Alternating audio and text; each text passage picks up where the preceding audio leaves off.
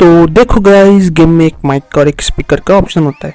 अभी वो दोनों टीममेट को ऑन रख के खेलना होता है क्योंकि आपस में बातें भी करना होता है ना।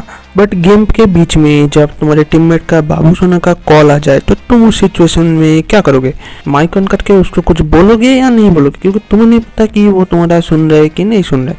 बट हाँ, जब तुमको इतना कॉन्फिडेंस है कि बंदा अच्छा खेलता है, वो भी एक नॉर्मल सा डिवाइस पे, सैमसंग A50 जो कि बहुत पुराना डिवाइस है और उसमें भी 60 FPS से हाई सपोर्ट करता है, और उसमें वो बंदा अच्छा खेल लेता है, 1v4 1v3 इजीली कर लेता है, तो उस केस में तुमको थोड़ा कॉन्फिडेंस आता है तुम्हारे टीममेट के ऊपर।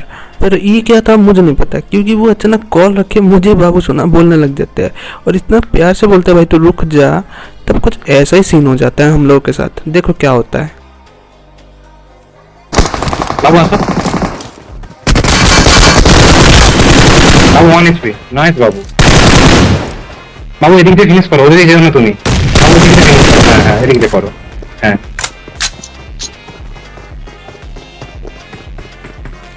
বাবু ছাড়বে না, বাবু তুমি ছাড়বে না, তুমি ছাড়লে তুমি পচা হয়ে যাবে। তুমি ছাড়বে না, আমি মরে যেতাম ভালো, তুমি ছাড়বে না। Help! Help!